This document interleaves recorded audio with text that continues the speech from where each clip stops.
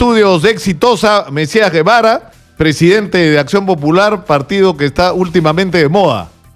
Bienvenido. Gracias, Nicolás. Muy buenos días y gracias por la oportunidad y un saludo para todo el pueblo peruano. Ustedes tienen una extraordinaria oportunidad, pero también una enorme responsabilidad. Son conscientes de eso. Es decir, la gente está en medio de un contexto del que hemos estado hablando desde temprano, de pérdida de confianza en las instituciones y en la clase política.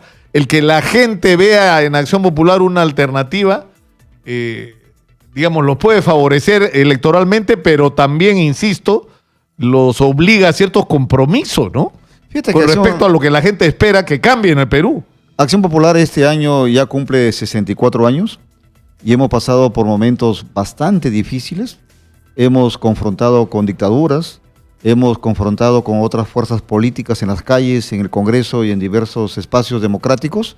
Y por lo tanto, es cierto lo que manifiestas, tenemos una gran responsabilidad, no de hoy, sino de siempre, por la democracia, por la gobernabilidad y sobre todo por sacar adelante todo lo que significa el desarrollo de nuestro pueblo. Es difícil, son retos, son desafíos, pero la historia nos ha dado ese encargo y en esa ruta tenemos la obligación de seguir. Ahora, la pregunta que se hace mucha gente es ¿cuál va a ser el papel de Acción Popular en el Congreso? Porque la última imagen que tiene la gente grabada en la retina es Acción Popular en el Congreso votando en contra de la disolución del Congreso y incluso, como lo acaba de recordar Verónica Mendoza, cantando un himno nacional y juramentando a Mercedes Arauz como presidenta de la República, ¿no?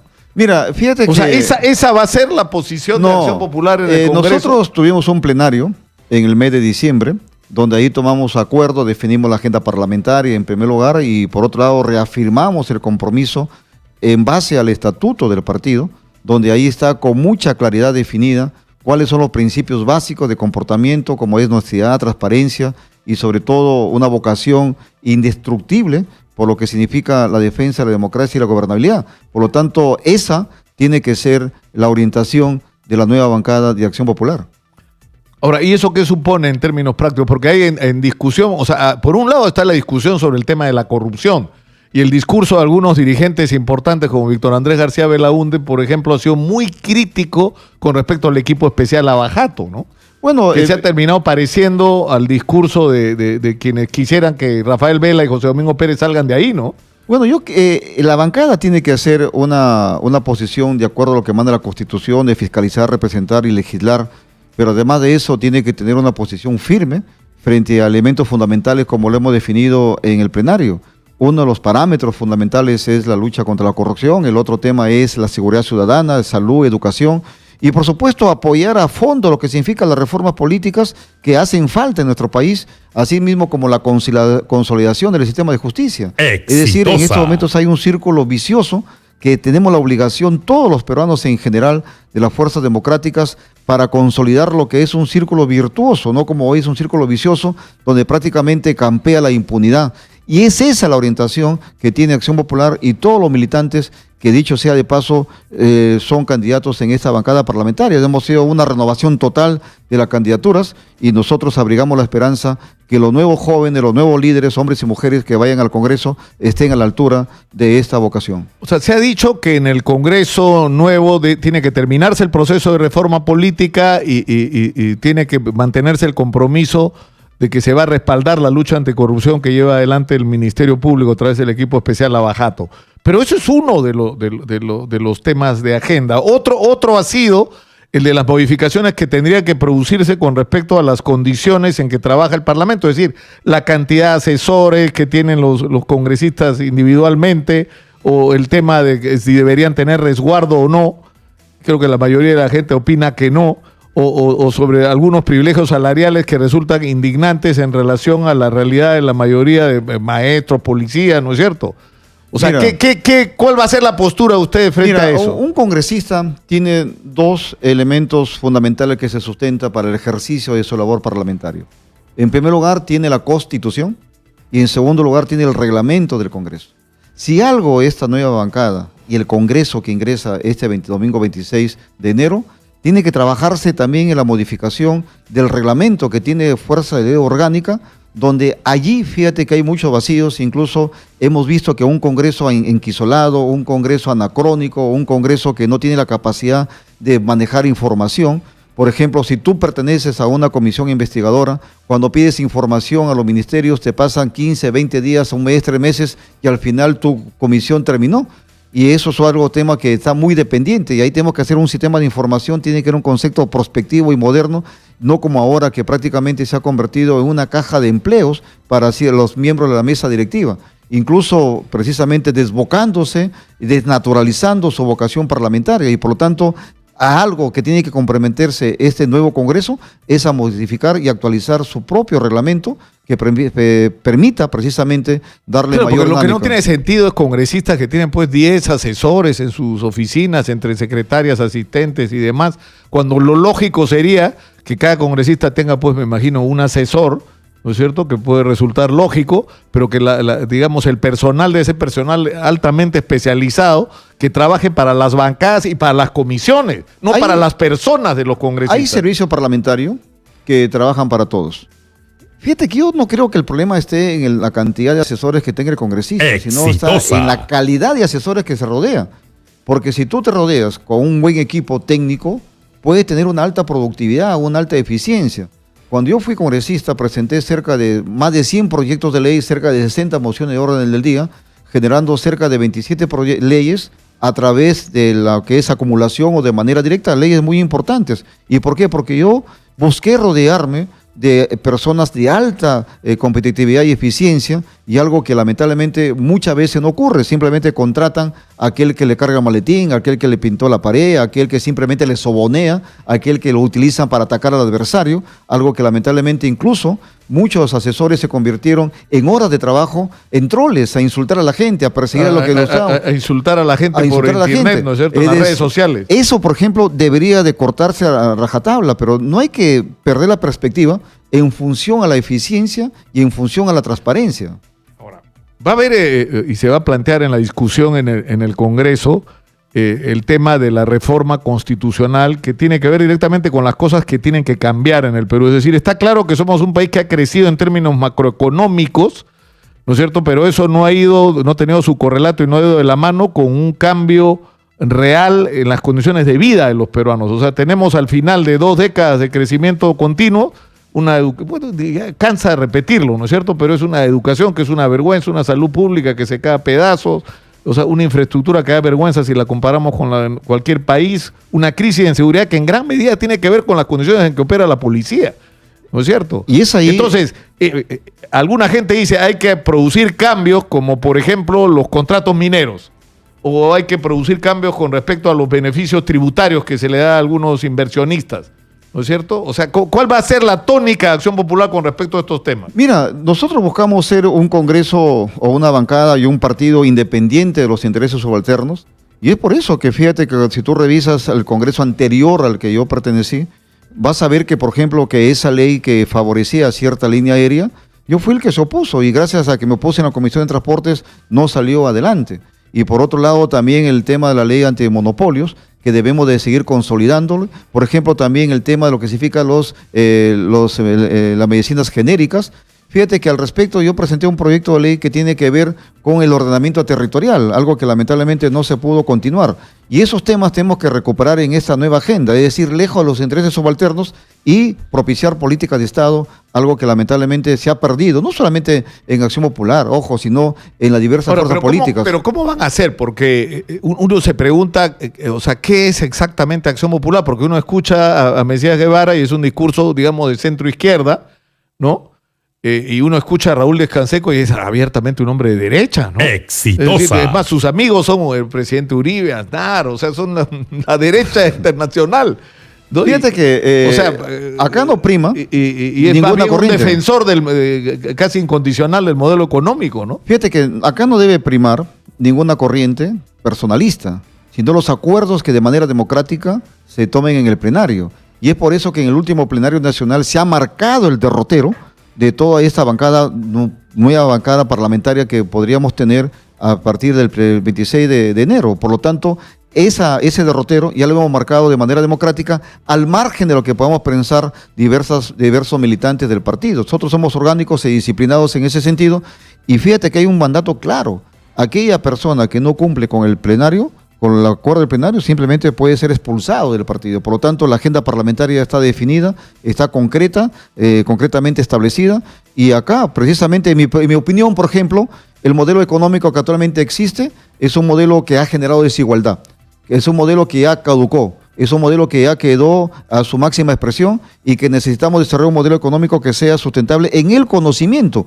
Cuando hablamos de conocimiento significa hablar de ciencia y tecnología, significa hablar de innovación, significa que ir más allá de un modelo primario exportador de servicios, significa establecer la economía nacional de mercado, donde recuperemos precisamente ese flujo interno, favoreciendo las economías regionales, algo que lamentablemente están desarticuladas, generando riqueza, generando, ¿qué te digo?, trabajo, generando igualdad. Porque en este momento lo que más afecta es la desigualdad. Pero eso, ¿qué supone? O sea, tú necesitas una inyección multimillonaria de recursos, ¿no es cierto?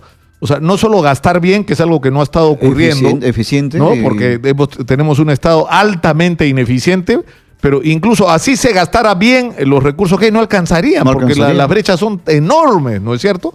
Pero eso, ¿qué supone? Supone, para algunos, la modificación, por ejemplo, del papel del Estado en la economía. Es decir, que el Estado sí debería tener una participación en la explotación del gas, en la minería. Mira, a raíz, por ejemplo, de la discusión sobre el litio, ¿no? Que es una discusión muy importante en Bolivia, en Chile. Ayer he visto en los noticieros chilenos la discusión que hay sobre cómo debe manejarse la explotación del litio. Porque acá, en Chile también, entiendo, hay litio, ¿no? En el Perú, lamentablemente, Nicolás, nos hemos ido de extremos a extremos. En la época de Blasco nos fuimos a un esquema eminentemente estatista, de ahí nos hemos ido a la época de Fujimori a un Estado eminentemente libre, ausente, lo cual ha generado muchos conflictos sociales, y se ha estigmatizado al Estado, que el Estado es un mal administrador. Pero sin embargo, si tú ves en estos momentos, hay empresas muy exitosas. En FONAFE están empresas como Petroperú, que no se le quiere dar la libertad para que pueda invertir sus utilidades, pero yo tampoco quiero eso.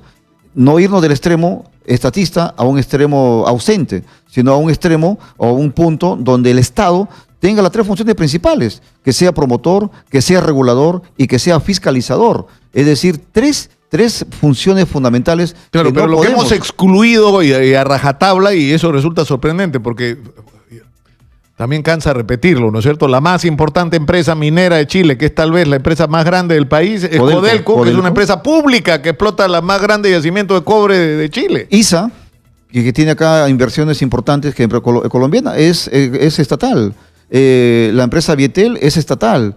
Es decir, que sin embargo eso hemos estigmatizado. Lo que sí yo creo que hay empresas que deberían ser públicas con un modelo eminentemente privado, es decir, bajo un régimen estrictamente profesional. Es ahí donde estamos fallando. La empresa pública y la empresa privada tienen que ir de la mano para concertar lo que significa el desarrollo del Perú. Vamos un poco a lo que han sido las controversias en estos días. Daniel Urresti, me imagino que por cálculo electoral, por el papel que está ocupando Acción Popular en este momento en las preferencias electorales, ha dicho que decir que Acción Popular fue la cola del fujiaprismo en el Congreso anterior no es atacarlo, es decirles la verdad. Bueno, Urresti, la verdad, te voy a ser sincero, es un desbocado, ¿no? O sea que yo pienso que habla, luego lo piensa, lo que dice, y yo lamento que hayan políticos de esa naturaleza, el achorado. La política no es para los achorados, la política es un arte, es una ciencia, y yo lamento que este señor, creo que todos los días se despierta desbocado y dice lo que se le ocurre, y estoy seguro que luego se pondrá a reflexionar. Ahora, ¿qué dije?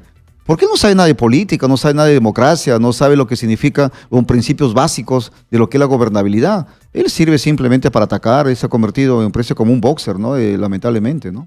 En este caso, Acción Popular está mordiéndolos así. Está que muerde, y la verdad que no entiendo su desesperación por ser congresista. Hay que pedirle calma al señor Urresti. Seguramente va a salir elegido congresista y ahí va a ver que una cosa es con cajón y otra cosa es con guitarra. Ahora, ha habido un caso del candidato Vladimir Tito Quispe Gutiérrez, que es candidato en Cusco, quien registra Pero él ya creo que fue sacado de la candidatura. Por lesiones. ¿Pero qué es lo que ha pasado con él? No, o sea, ¿qué pasó ahí? ¿Se les escapó el...? Lo que pasa, fíjate que esta elección ha sido prácticamente muy rápida, donde la ventanilla única no se pudo trabajar de manera directa y muchas veces se nos escaparon, es cierto, y no solamente a nosotros, sino que lo vemos en todos los partidos políticos, y es por eso que para el 2021 tenemos que, ya con los plazos más serenos, más tranquilos, debemos de hacer ese filtrado a través de la ventanilla única que establecimos en el Congreso anterior, cuando yo fui miembro, para que el Jurado Nacional de Elecciones, bajo la interoperabilidad que tú puedas ver con SUNEDO, con Poder Judicial, con la Fiscalía, con la Policía, y de esa manera puedas ver de manera concreta, algo que hoy creo que todavía es muy débil. Y así como él, se nos han filtrado, no solamente él, sino muchos también, ¿no? Ahora, ¿por qué Acción Popular, crees tú, me decías, tiene la imagen que tiene y el papel que tiene? Porque la gente...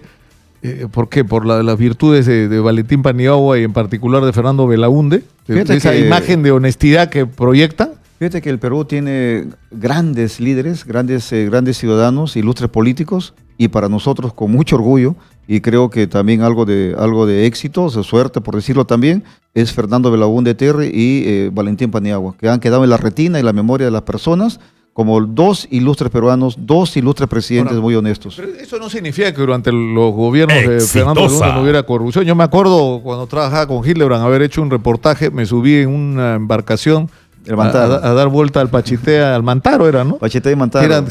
Compramos 2 barcos que eran chatarra, simplemente pagamos fortuna, pagamos como si fueran nuevos y nos entregaron chatarra. Eso ocurrió a inicios del gobierno del presidente Belaúnde del 80, cuando era Chávez Belaúnde, era el ministro, y ahí hubo algo de responsabilidad compartida entre el gobierno anterior, que era la Junta Militar de Morales y Bermúdez, y nuestro gobierno, lamentablemente asumió ese pasivo, Chávez Belaúnde, y ahí recuerdo que Manuel Dagmer en ese entonces era diputado, y él fue que investigó el tema, pero al final se aclaró y vimos que no había responsabilidad por parte de Acción Popular, sino que era una herencia que venía de Bermúdez, ¿no? Del militarismo.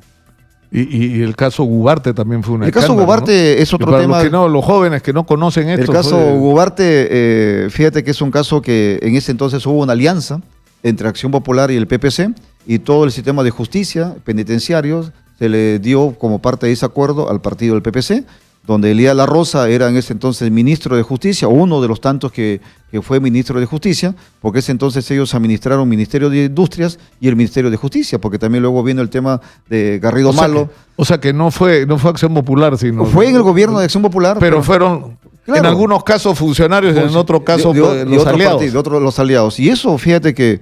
Ahora, tampoco me decía, digamos que fueron grandes gobiernos. Además, bueno, acuérdate que el primer gobierno termina con el escándalo de la página 11. Pero fíjate, ¿no? Que el primer gobierno, si vamos a la página 11, si una vez a Belaúnde... Para los que no saben, que fue la página del contrato que se perdió, ¿no es cierto? Pero fíjate que una vez le preguntan al presidente Belaúnde, le dicen, oiga, ¿y dónde está la página 11? En el Poder Judicial.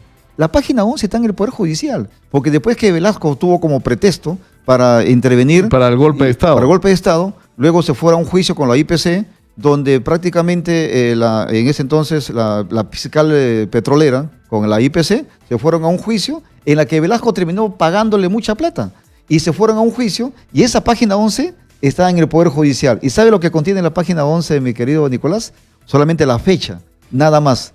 O sea que no tiene gran información como pretendieron decir los que... Acaban de pasarnos esta información. La candidata Filín Ríos Durán ha denunciado a su compañero de lista Carlos Miranda Arroyo por haberla amenazado con golpearla en caso no le entregase la suma de 15,000 soles para que sea parte de la delegación que recibió el precandidato presidencial Johnny Lescano en su visita a Huaraz. Eso es un tema muy personal, ya lo aclaramos en su momento, y gracias por la oportunidad. Nosotros le hemos cursado comunicación a los dos señores, tanto a las candidatas como al candidato, que hagan sus descargos y su denuncia. Hasta ahora no hemos recibido ninguna denuncia oficial por parte de la candidata, y la verdad que es un tema muy personalísimo. Exitosa. Que no debe de implicar al partido, porque en Acción Popular no se tiene la costumbre de pedir cupos y mucho menos vender candidaturas. Jorge Muñoz fue electo bajo el paraguas de Acción Popular como alcalde de Lima.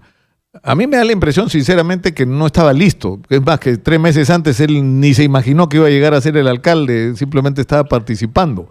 Y eso, digamos, supone una serie de limitaciones, ¿no es cierto?, con respecto a tener planes, tener equipos. Pero en fin, vamos a ver lo que ha dicho justamente esta mañana. Karen Santillán tiene la información sobre lo que dijo Jorge Muñoz ahora. A la espalda. Por favor. Sí, adelante, Karen. Así es, muy buenos días, Nicolás. Hemos conversado durante la mañana con el alcalde de Lima, Jorge Muñoz, precisamente, como bien le habían invitado. Él fue candidato por Acción Popular. Le hemos consultado cuál va a ser la postura de esta agrupación política en las elecciones congresales, ya que Acción Popular viene liderando la intención de voto en muchos ciudadanos. Vamos a escuchar su respuesta. Hago la alusión de que yo siempre tengo que guardar neutralidad, y sin salirme de la neutralidad, lo que digo es que hay que buscar votos responsables, hay que buscar personas que puedan responder a las expectativas de los ciudadanos para un Congreso que queremos sea mejor. Y entonces mi llamado, lo he dicho siempre, hay que votar de manera responsable. Hay que ir a votar. He escuchado algunas personas que dicen que no hay que ir a votar.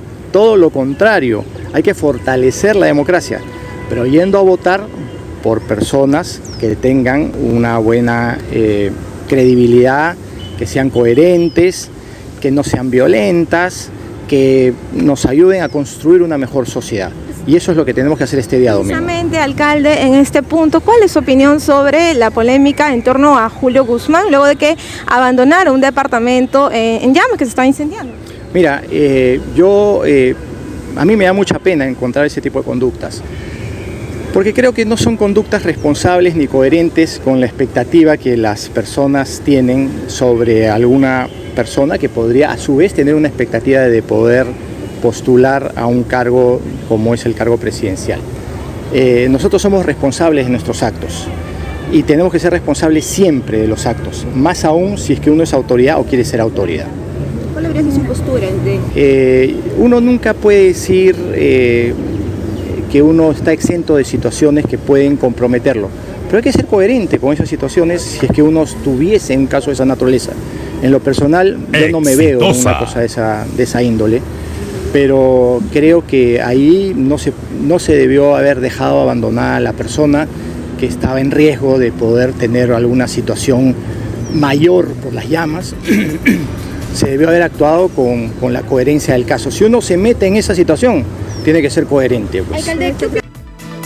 Bien, declaraciones del alcalde de Lima, Jorge Muñoz, respecto a la postura que tomaría Acción Popular si esta agrupación logra varios escaños en el Congreso. Le ha hecho un llamado a la neutralidad. También se ha referido al polémico caso de Julio Guzmán. Estas declaraciones las ha hecho hace algunos minutos durante el primer operativo de limpieza en lo que va del año para la recuperación de la Plazuela Grau frente al Paseo de los Héroes Navales, lugar en donde se habían reportado diversas denuncias, ya que durante la noche servía pues como un lugar para que las personas mal vivir llevaran licor y ingerieran otras sustancias tóxicas. Nicolás, contigo. Muchas gracias, Karen, por la información. ¿Ah? Y yo veo la opinión de Jorge muy seria, serena y tranquila, incluso marcando la pauta, como yo también le he dicho, los alcaldes y los gobernadores tenemos que tener una neutralidad electoral, y eso está marcándose él. Incluso, fíjate que todas las autoridades del partido no estamos participando de manera directa en las campañas, ni indirectas tampoco, porque hay que cumplir con la ley, y en eso él está cumpliendo, al igual que yo. Ahora, y sobre el caso Guzmán, ¿cuál es tu juicio, Mesías? Fíjate, el caso Guzmán es un caso muy lamentable, que incluso, una vez más, uno de los futuros líderes, creo yo, cae en una inacción que va contra las buenas costumbres. Incluso eso hace que se pierda la credibilidad en los políticos. Porque muchas personas, ¿tú crees que afecta a toda la clase política? Fíjate que todo lo que haga cualquier político, de cualquier partido político, de cualquier líder, de cualquier agrupación, al final afecta a toda la clase política. Por eso yo no me alegro ni tampoco, por supuesto, me entristezco, pero sí me pongo a reflexionar. Claro, pero él está tratando de llevar la discusión como que se están entrometiendo en su vida privada y que eso él ya lo resolvió con su mujer, y nadie está discutiendo eso. Lo que la gente está preguntando, ¿por qué saliste corriendo si había un incendio? Hay dos escenas, ¿no? Hay dos partes. Una parte es lo que pudo haber ocurrido dentro, que eso es íntimo. Ahora es ya lo que de lo que hemos visto de las cámaras, tanto cuando él conversa con el vigilante y luego cuando él sale corriendo. Entonces son dos temas distintos. Una cosa es lo de adentro, otra cosa es lo de afuera. Por supuesto que lo de adentro ya él podrá resolverlo con su cónyuge, pero en realidad el otro sí llama poderosamente la atención. Incluso fíjate que yo he visto un comportamiento de él y de sus seguidores, una actitud muy desesperada en los últimos 15 días, en la que al igual que el candidato que me preguntaste anteriormente, empezaron una campaña muy agresiva. Pues digo, pero este no es Guzmán, ¿no? O sea, que esto no es el Partido Morado, que dicen que buscan el consenso, que buscan la concertación, porque si tú buscas la concertación, si tú buscas el consenso, simplemente lo que haces es buscar precisamente aquellos puntos que te unen, no que busquen la discrepancia ni el ataque muchas veces alevoso, ¿no? Bueno, muchas gracias a Mesías Guevara, presidente gracias, Nicolás, de Acción Popular, por estar con nosotros. Permíteme un segundito nomás, por favor, invitar a todos los peruanos para que nos visiten a Cajamarca, para el tema de los carnavales, que ya se avecina, incluso el 30, vamos a estar en el patio de Palacio Gobierno con todo lo que es la comparsa cajamarquina, y quiero saludar a todos, invitarles. Cajamarca siempre lo va a acoger con los brazos abiertos. Muchísimas gracias. Sí, en la lista de las cosas que un peruano tiene que hacer en su vida, haber ido por lo menos una vez al carnaval de Cajamarca, ¿no? Y Cajamarca entera, la verdad que estamos muy contentos, porque fíjate que hemos disminuido la anemia en 4.3%, hemos incrementado el turismo en 18%, y incluso el viernes último, mi hospital de Cajamarca, el hospital de Cajabamba, ha sido premiado por estar en los 5 mejores hospitales del Perú en temas de telesalud. Estamos digitalizando nuestra región y mañana el jurado nos va a decir la marca Cajamarca. Hay cerca de 200 trabajos que se han presentado, y el jurado, integrado por funcionarios de PROMPERÚ, están muy preocupados porque no saben cómo van a dilucidar, porque hay muchos trabajos impresionantes, y quiero felicitar y agradecer a todos aquellos que se han presentado. Muchísimas gracias, Nicolás. Mesías Guevara, presidente de Acción Popular, ha estado con nosotros. Nos vamos a la pausa, volvemos con más. Esto es Exitosa, la radio del Perú. Volvemos.